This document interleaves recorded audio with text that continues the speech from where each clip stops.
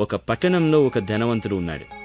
అతడు ఊదారంగు సన్నపు నారబట్టలు ధరిస్తూ ఖరీదైన భోజనం తింటూ చాలామంది దాసదాసీ జనంతో విలాస జీవితం గడుపుతుండేవాడు. ప్రతిదినం బహుగా సుఖపడుతుండేవాడు. అతని ఇంటి ముందు వాకిట్లో లాజరు అనే పేరుగల ఒక దరిద్రుడు ఉండేవాడు. అతడు చినిగిపోయిన బట్టలతో, అతని ఒళ్లంతా కురుపులతో, పుండ్లతో నిండినవాడై ధనవంతుని ఇంటివాకిట పడి ఉండేవాడు. ఆ ధనవంతుని భోజనపు బల్ల మీద నుండి పడే రొట్టెముక్కలతో ఆకలి తీర్చుకోవాలి అని అనుకుంటాడు. అంతేకాక కుక్కలు వచ్చి ఆ దరిద్రుని కురుపులు నాకే.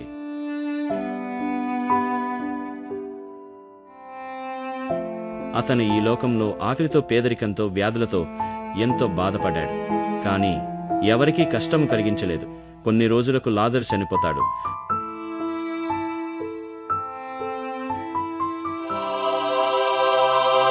అతడు దేవదూత చేత కొనిపోబడి అబ్రాహాము ప్రక్కనుంచబడ్డాడు. ఒకరోజు ధనవంతుడు కూడా చనిపోయి పాతిపెట్టబడతాడు. అతడు నరకంలో బాధపడుచుంటాడు. ఆ ధనవంతుడు కన్నులెత్తి దూరం నుండి అబ్రాహాము ప్రక్కన ఆనుకొని ఉన్న లాజరును చూచి, తండ్రివైన అబ్రాహామా, నా యందు కనికరపడి తన వ్రేలికొనను నీళ్లలో ముంచి నా నాలుకను చల్లార్చుటకు లాజరు పంపుము, నేను ఈ అగ్నిజ్వాలలో యాతన పడుచున్నాను అని కేకలు వేసి చెప్పాను. అప్పుడు అబ్రాహాము, కుమారుడా, నీవు నీ జీవితకాలమందు నీకిష్టమొచ్చినట్టు సుఖము అనుభవించావు. అలాగే లాజరు తన జీవితకాలమందు కష్టము అనుభవించినని జ్ఞాపకం చేసుకో. ఇప్పుడు అతడు ఇక్కడ నెమ్మది పొందుతున్నాడు, నీవు యాతన పడుతున్నావు. అంతేకాక ఇక్కడి నుండి నీ యొద్దకు దాట గోరువారు దాటి పోజాల పొందినట్లు, అక్కడి వారు మా యొద్దకు దాటి రాజాల పొందినట్టును మీకును మాకును మధ్య మహా అగాధం ఉంచబడి ఉంది అని చెప్పాను. అప్పుడు ఆ ధనవంతుడు, తండ్రి, అలాగైతే నాకు 5 సహోదరులు ఉన్నారు.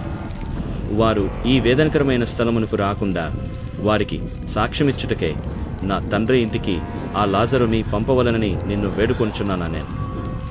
అందుకు అబ్రాహాము, వారి యొద్ద మోషేయు ప్రవక్తలను ఉన్నారు, వారి మాటలు వినవలెనని అతనితో చెప్పగా, అతడు, తండ్రివైన అబ్రాహామా, అలాగూనవద్దు. మృతులలో నుండి ఒకడు వారి యొద్దకు వెళ్ళిన ఎడల వారు మారుమనస్సు పొందుదురని చెప్పాను. అందుకతడు, మోషేయు ప్రవక్తలను చెప్పిన మాటలు వారు వినని ఎడల మృతులలో నుండి ఒకడు లేచినను వారు నమ్మరని అతనితో చెప్పాను నేను.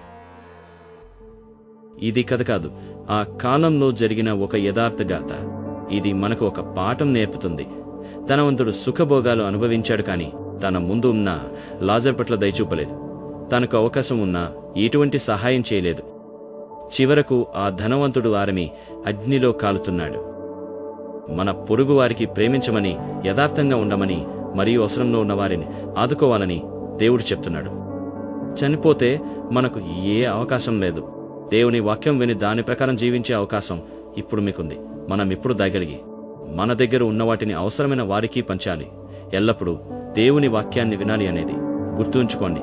ఎందుకంటే ఈరోజు నువ్వు చేసేది శాశ్వత లోకం కోసం అనేది మర్చిపోకండి.